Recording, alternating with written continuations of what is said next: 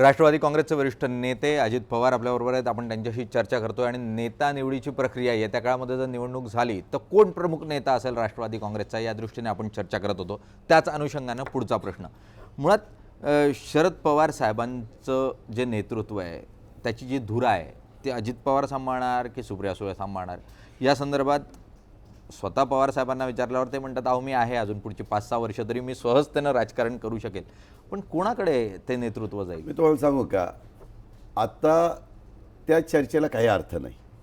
आज पवारसाहेब राष्ट्रीय अध्यक्ष या नात्याने आमच्या पक्षाचं नेतृत्व त्या ठिकाणी करतायत. ते एकमान्य सर्वमान्य अशा पद्धतीचे ते नेते आहेत आणि आम्ही त्यांच्या मार्गदर्शनाखाली काम करतोय. त्याच्यामुळं आणखीन काहीतरी त्याच्याबद्दल वेगळ्या प्रकारची चर्चा करून आज तो मुद्दा चर्चेला येऊच शकत नाही असं माझं स्वतःचं स्पष्ट मत आहे. अजित, तुमच्यावर आणखी एक आक्षेप आहे. अजित पवार हे उत्तम प्रशासक आहे, हे राजकारणातही मान्य केलं जातं, प्रशासनातही मान्य केलं जातं. मात्र अजित पवारांना स्वतःची प्रतिमा सांभाळता आली नाही, हा एक आरोप आहे. किंवा स्वतःची प्रतिमा ज्या स्वरूपामध्ये माध्यमातून समोर येणं गरजेचं होतं ते त्यांना करता आलं नाही. तर याची सल तुम्हाला जाणवतं? तुम्हाला वाटतं की यात थोडीशी चूक झालीच? मी तुम्हाला सांगू का, मला अतिशय तरुण वयामध्ये एकत्र काँग्रेस असताना खासदारकीसारखी उमेदवारी मिळालेली होती. मी खासदार झालो, राज्यमंत्री झालो, नंतर आमदार झालो, त्याच्यानंतर मी मंत्री झालो, उपमुख्यमंत्रीपर्यंत झालो, अनेक महत्त्वाची पदं भूषवली आणि जनतेमध्ये मी त्या ठिकाणी काम करत असतो. मी फार काही ह्या सगळ्या गोष्टीला महत्त्व देत नाही. माझं म्हणणं की जर जनतेने ठरवलं तर जनता त्याबद्दलचा निर्णय घेईल, आमदार त्याबद्दलचे निर्णय घेतील. आपण आपलं काम करत राहायचं आणि रोज नवीन काही ना काही त्याच्यातनं शिकण्याचा प्रयत्न करायचा. आपल्याकडनं एखादी चूक झाली तर त्या पुन्हा चुकीची पुनरावृत्ती होणार नाही ह्याबद्दल कटाक्षाने लक्ष ठेवून पुढं वाटचाल करायचे असं माझं स्वतः. गेल्या काळातल्या सगळ्या सभांवर आणि आजच्या या कार्यक्रमावर पण नजर टाकली तर दादा अत्यंत मोजून मापून शब्द वापरतायत असं सातत्यानं जाणवतं दादा. तसं नाही आहे. मी तुम्हाला सांगितलं ना, किंवा तो काळ आताचा काळ याच्यामध्ये बराच फरक पडलेला आहे, पडतोय आणि त्याच्यामुळं आपण अनुभवातनं बरंच काही शिकत असतो आणि त्या पद्धतीनं आम्ही पण शिकण्याचा प्रयत्न करतोय. दादा, जरा राष्ट्रीय राजकारणात जर आपण पाहिलं तर उत्तर प्रदेशामध्ये भाजपने सांगितलंय सत्ता आमच्या हाती द्या, शेतकऱ्यांचं कर्ज माफ करून देऊ. महाराष्ट्रामध्ये तुम्ही मागणी करताय, शिवसेनाही मागणी करते पण काही होत नाही. ह्या सगळ्या गोष्टींमध्ये पवारसाहेब आणि नरेंद्र मोदींचे चांगले असणारे संबंध, मग व्हॅलेंटाईन डेला मोदी येऊन पवारसाहेबांना भेटणं, मग या गोष्टी का होत नाही आहेत? मी तुम्हाला सांगू का, नरेंद्र मोदी साहेबांचं जी कामाची पद्धत आहे, एखादी गोष्ट त्यांच्या मनामध्ये पक्की बसली की ते तडजोड करत नाही असा आजपर्यंतचा अनुभव आहे. नोटाबंदीच्या बाबतीमध्ये उभ्या भारत देशाने सगळं पाहिलं आहे. आज 94वा दिवस आहे. त्यामध्ये किती सर्वसामान्य भरडले गेले, व्यापारी वर्गावर किती फटका बसला, दुकानदार जे आहेत त्यांना किती त्रास सहन करावा लागला, हे सगळं आपण पाहतोय. पण ते निव्वळ मोदी साहेबांनी ठरवलं ते मला करायचं, त्यांनी ते त्या ठिकाणी केलं.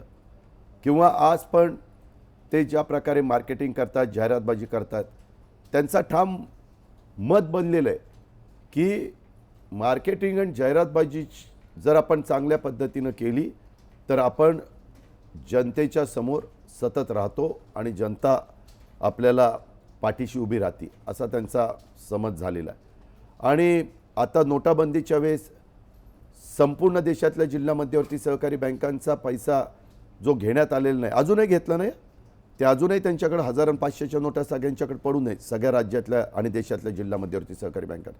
पवारसाहेब जेटली साहेबांना भेटले, मोदी साहेबांना भेटले, त्यांनी निवेदन दिली, चर्चा केली.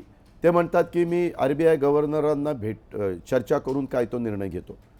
ते त्यांच्या निर्णयाशी ठाम असतात. एक आहे, पाठीमागच्या काळामध्ये पवारसाहेब कृषी मंत्री असताना, हे गुजरातचे मुख्यमंत्री असताना साहेबांनी त्यांना त्यावेळेस दिल्लीमध्ये इतर मंत्री इतकं कोणी महत्त्व द्यायचं नाही, त्यावेळेस पवारसाहेब प्रत्येकाला महत्त्व द्यायचे, एकट्या मोदी साहेबांना नाही. कोणीही राज्याचे प्रमुख आले तर साहेब त्यांना व्यवस्थितपणे वेलकम करायचे आणि त्यांचे प्रश्न समजून घेऊन त्यांच्याकडे असणाऱ्या जे विभाग होते, जे डिपार्टमेंट होते, त्या डिपार्टमेंटच्या माध्यमातून ते प्रश्नाची सोडवणूक करायची. पण ते झालं म्हणजे ते पवारसाहेबांचं सगळंच ऐकतील असं समजण्याचं कारण नाही. साहेब प्रयत्न करतात, साहेब नेहमी आशावादी आहेत. शेतकऱ्यांच्या बाबतीमध्ये देखील पवारसाहेबांनी अनेकदा नरेंद्र मोदी साहेबांना भेटून सांगितलेलं आहे, हे पण आपण पाहिलेलं आहे. पण एखाद्या व्यक्तींनी त्या पदावर बसल्यानंतर देशातले अनेक मान्यवर येऊन ज्यावेळेस काही गोष्टी सांगत असतात तर कुठल्या गोष्टी ऐकायच्या आणि कुठल्या नाही ऐकायच्या हा तर सर्वस्वी अधिकार मोदी साहेबांचा. दादा माझे 2 प्रश्न आहे कारण वेळ कमी आहे त्यामुळे मी कंबाईन करून विचारतो. माझा पहिला प्रश्न आहे, आता शेवटची तुमची वेळी टर्म होती आणि तुम्ही उपमुख्यमंत्री होता आणि तुमच्यावरती आरोप सगळे झाले आणि तुम्ही लगेच राजीनामा मंत्रालयामधल्या प्रेस कॉन्फरन्समध्ये दिला आणि मोठं वादळ उठलं होतं. त्यानंतर गटनेते राष्ट्रवादीतल्या अनेक आमदारांनी सह्यांची मोहीम उघडली आणि नंतर वरून पवार साहेबांचा आवाज आल्यानंतर किंवा आदेश आल्यानंतर सगळं मागे घेण्यात आलं.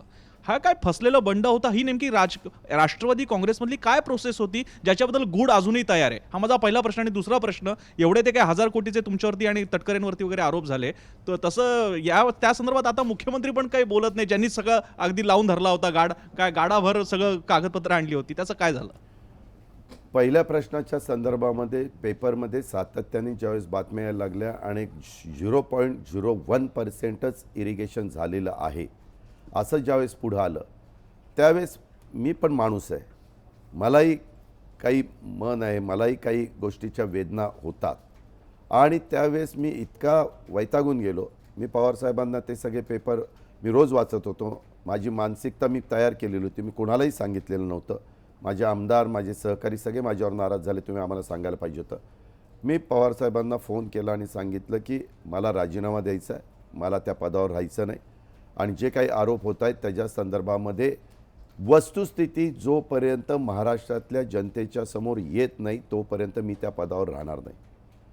पवारसाहेबांना सांगितल्यानंतर मी माझा राजीनामा लिहिला, मी राजीनामा दिला, प्रेस कॉन्फरन्स घेतली आणि मी तिथनं निघून गेलो.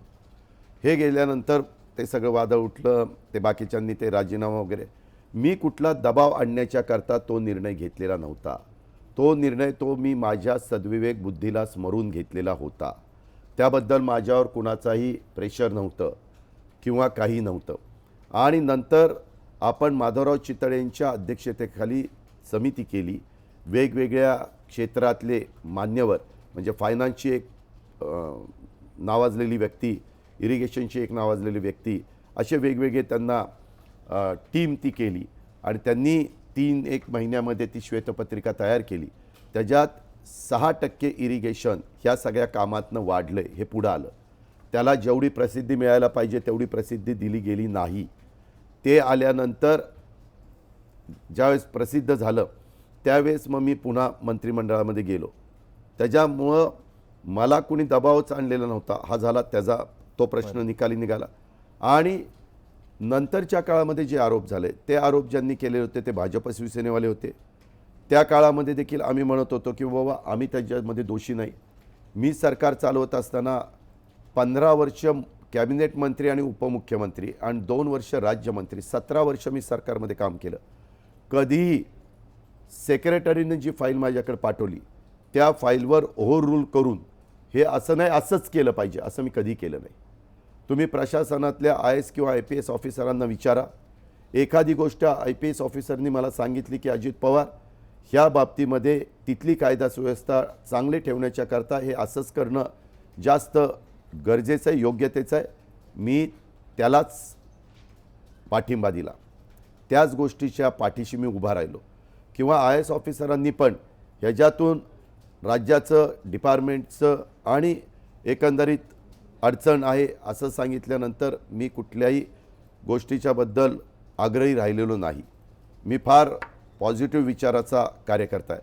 त्यांनी जे आरोप केले त्या आरोपाच्याबद्दल सुरुवातीला सरकार आल्याला मी सांगितलं की मी चौकशीला पूर्णपणे तयार आहे. ज्या पद्धतीचे प्रश्न विचारले त्या प्रश्नाची सगळी उत्तरं मी त्यांना दिली.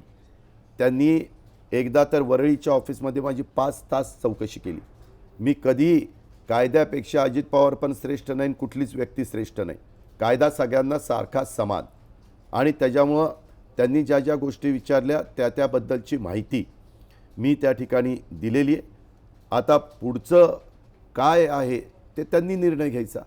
त्याच्या संदर्भामध्ये आजही चौकशीच्या बाबतीमध्ये केव्हाही काही विचारलं तर माझं जे काही माहिती आहे त्या पद्धतीने मी माहिती देत असतो. एक राजकीय नेता म्हणून आता तुम्ही राज ठाकरेंकडे कसं बघताय, कारण तुमच्याच सत्तेच्या काळामध्ये राज ठाकरे यांचा आणि त्यांच्या पक्षाचा मोठा उदय झाला आणि आता हा पक्ष कुठेच दिसत नाही. कधी फोनवर बोलणं होते, कधी भेटताय वगैरे त्यांना? त्यांच्याशी कधी गाठीभेटी होतात, परंतु फार क्वचित.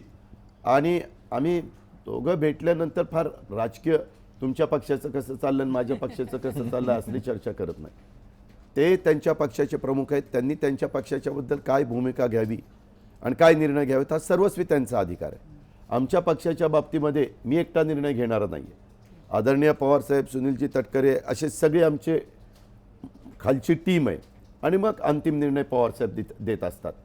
त्याच्यामुळं त्यांनी फार तर एखादी गोष्ट त्यांना वाटली की मला सांगायची तर आम्ही ते सांगतात, मला वाटली तर मी त्यांना सांगतो. पण अलीकड काही महिन्यामध्ये माझी त्यांची पण भेट त्या ठिकाणी झाली नाही. आणि प्रत्येकाने आपल्या पक्षाला अशा प्रकारचे दिवस ज्यावेळेस पाहायला मिळतात त्यावेळेस त्या नेत्यांनी आणि त्या नेत्याच्या बरोबर काम करणाऱ्या टीमनी आत्मपरीक्षण केलं पाहिजे की कुठं आपण कमी पडलो, कुठं आपल्याकडनं काय चुकीचं घडलं, का बरोबर घडलं, का जनतेने आपल्याला एकदम इतकं उचललं होतं, एकदम जनता आपल्यापासून बाजूला गेली. जनताच नाही, आपल्याबरोबर आजूबाजूला वावरणारे सहकारी पण आपल्याला सोडून गेले.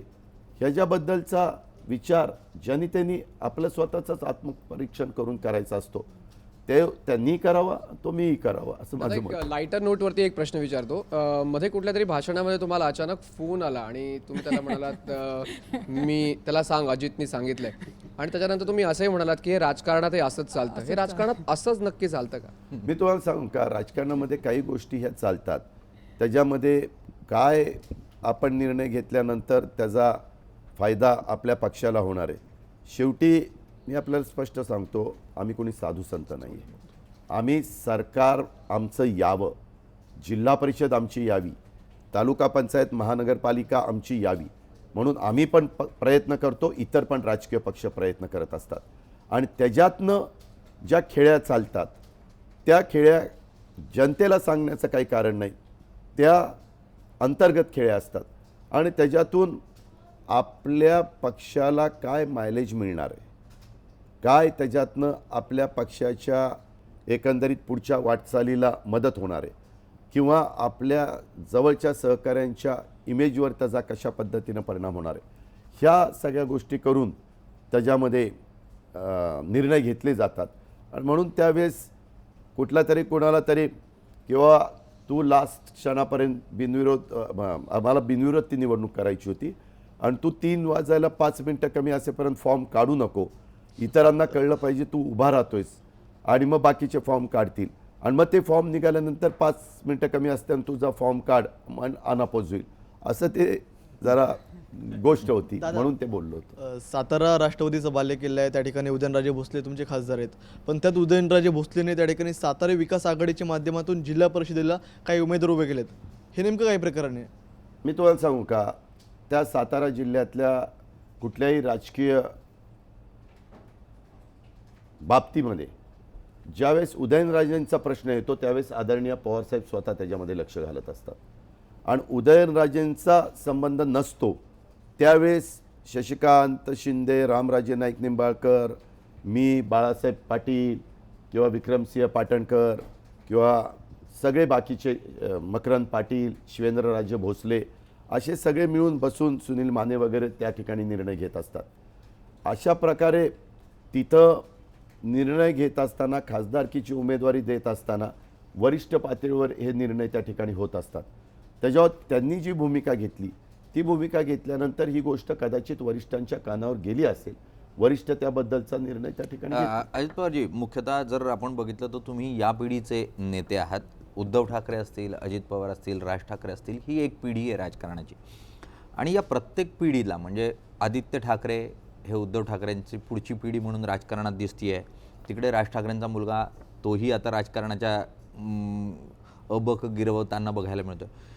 अजित पवारांची पुढची पिढी राजकारणात कधी पाहायला मिळणार? आली ना. आमचा रोहित पवार आता जिल्हा परिषदेला उभा आहे आणि मला जरूर सांगायला आवडेल की महाराष्ट्रामध्ये सर्वात जास्त मताधिक्यांनी जे उमेदवार निवडून येणार आहेत त्या 5-1 उमेदवारांच्या मध्ये रोहितचं पण नाव असेल. तो तुमचा पुतण्या आहे मुख्यतः, पण तुमच्या घरातून नाही ना, पुतण्या म्हणजे घरातलाच आहे ना. मी पवार साहेबांचाही पुतण्याच आहे आणि आता पुतण्यांना बरे दिवस आहेत, तसं काही अडचणच नाही. दादा नाही, मी मागेही सांगितलेलं आहे की मला मुलांनी राजकारणामध्ये आलेलं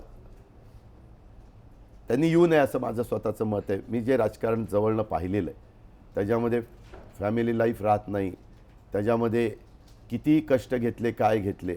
मी तुम्हाला आज देखील सांगतो की गेल्या अनेक वर्षामध्ये आमच्या पिढीमध्ये काम करत असताना सर्वात सकाळी लवकर उठून काम करणारा कोण राजकीय व्यक्ती आहे ह्याचा जरी माहिती घ्या, किंवा कोण जास्तीत जास्त वेळ देतो, कोण वेळेला महत्त्व देतो, कोण एखाद्या विषयामध्ये लक्ष घातल्यानंतर तो विषय तडीला नेतो, कोण त्याच्यामध्ये उगीचच घोंगडं भिजत ठेवत नाही, त्याच्यातनं वेगवेगळ्या लोकांशी चर्चा करून अंतिम निर्णय घेऊन लोकांना रिझल्ट द्यावे लागतात, तशा पद्धतीनं काम करायचं असतं असं माझं मत आहे. अर्थात प्रत्येकाची मतं वेगळी असतात, व्यक्ती तेवढी मतं असू शकतात आणि त्याच्यामुळं ह्या संदर्भात आता आमची 4थी पिढी, कारण आमच्या बाई म्हणजे ज्यांना आम्ही आजींना आम्ही बाई म्हणायचो, त्या लोकल बोर्डाच्या पहिल्या मेंबर होत्या त्या काळामध्ये. त्याच्यानंतर पवारसाहेब आले, त्याच्यानंतर मी सुप्रिया आलो आणि आता रोहित त्या ठिकाणी येतो. ज्यांना आवड आहे त्यांनी त्या ठिकाणी यावं. आम्ही मुद्दामहून तुम्ही राजकारणात आलंच पाहिजे असं आग्रह आमच्या पवार फॅमिलीमध्ये आम्ही कुणाला करत नाही. त्यांची जर मनापासून इच्छा असेल आणि त्यांनी तेवढा समाजकारण व राजकारणाला वेळ देण्याची त्यांची तयारी असेल तर त्यांनी यावं. ह्याची तयारी आहे म्हणून त्याला तिकीट दिलेलं आहे आणि तो विक्रमी मताधिक्याने विजयी. अगदी राजकारणात यायचं असेल तर समाजकारणाला लोकांना जितकी वेळ देणं अपेक्षित आहे ती देण्याची तयारी असेल तर राजकारणात या, अन्यथा येऊ नका. आपली मुलं ही राजकारणात यावी असं स्वतः आपल्याला वाटत नाही, असं स्वतः अत्यंत प्रांजळपणे अजित पवार सांगतात. कारण प्रत्येक राजकारणाची धडपड असते की आपला मुलगा कसा राजकारणामध्ये जाऊन सेटल होईल आणि त्यानिमित्तानं आपला धंदाही कसा सेटल होईल, पण ते होऊ नये असं ते उघडपणं सांगतात. अत्यंत मनमोकळ्या अशा गप्पा अजित पवारांनी त्यांच्या स्वभावानुसार ज्या आहे त्या या ठिकाणी आपल्या सर्व सहकाऱ्यांबरोबर मारलेल्या आहेत. अत्यंत रोखठोक असा नेता म्हणून यांच्याकडे बघितलं जातं.